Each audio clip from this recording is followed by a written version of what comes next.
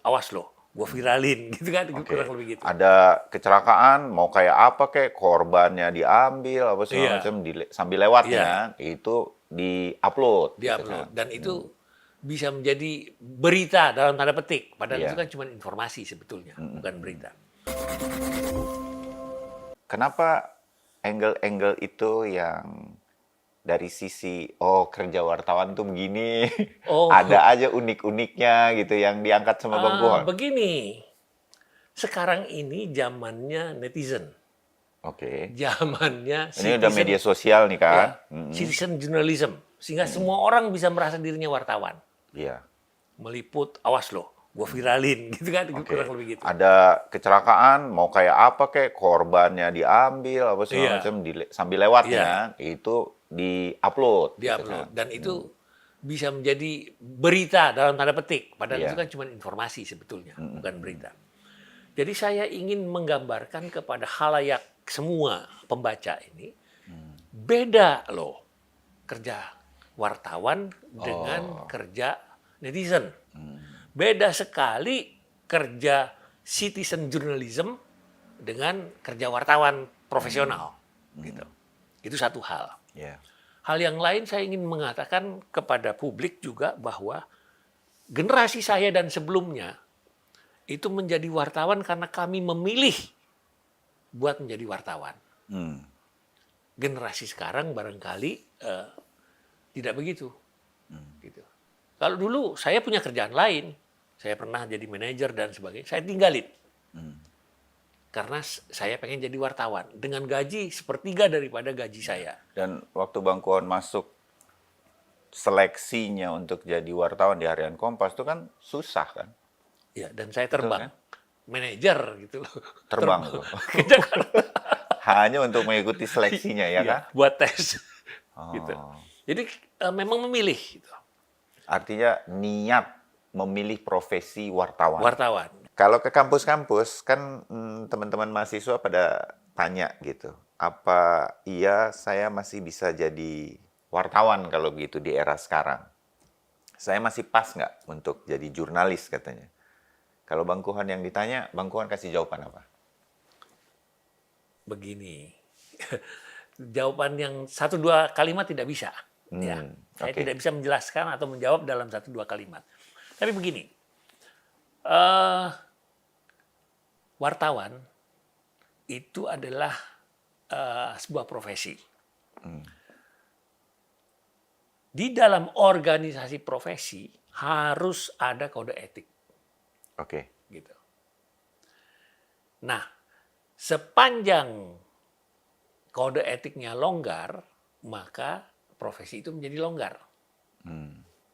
Jadi kalau Anda mau jadi wartawan, ya harus pelajari juga itu semua hal yang ikut membatasi ruang gerak wartawan. Kenapa?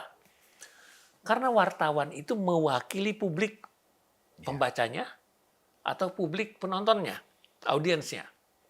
Sebagai apa? Sebagai mata, sebagai telinga, sebagai hidung, sebagai mulut dari publik itu. Iya. Sebagai mata, publik tidak bisa melihat kejadian yang jauh dari dia. Wartawan bisa. Itulah yang dia laporkan. Hei, audiens, saya lihat ini loh. Publik tidak bisa mendengar kata-kata pejabat. Wartawan bisa. Gitu. Iya. Jadi dia dengar, dia sampaikan, hei publik, ini loh kata pejabat itu. Atau publik tidak bisa menyampaikan pesannya kepada pejabat. Wartawan bisa. Iya. Dengan mengajukan pertanyaan kepada pejabat.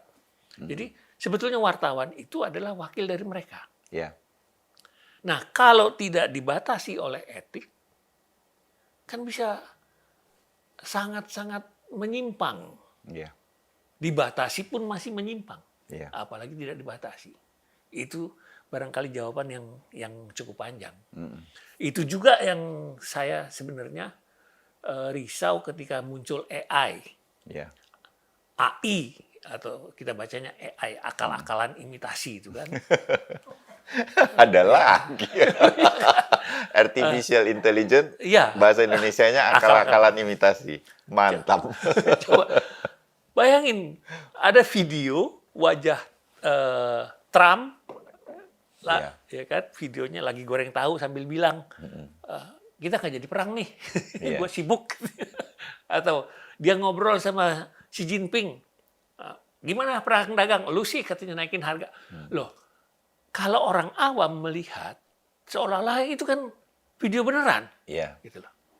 Jadi menurut saya, teman-teman pelaku yang mempergunakan AI itu juga harus punya kode etik. Iya. Gitu. Harus betul-betul Harus memikirkan dampaknya iya. ya. Sedangkan sekarang netizen itu, saya sering kritik. Kecelakaan, berdarah-darah, diunggah begitu aja. Iya. Korban pembunuhan dengan yang sadis-sadis. Pihak tertentu mengeksekusi orang, nembak di kepalanya, dikelihatan. Kan itu Iya. menurut saya sangat tidak etis gitu loh. Iya. Ya, jadi itulah barangkali jawaban panjang yang bisa saya berikan kalau ada orang yang bertanya, apa saya kira-kira sekarang ini bisa atau pantas jadi wartawan? Itulah jawabannya. Bersedia tidak dia mematuhi pagar-pagar atau etika itu? Iya. Yang sudah diatur untuk profesi wartawan. Kurang lebih. Iya. Gitu.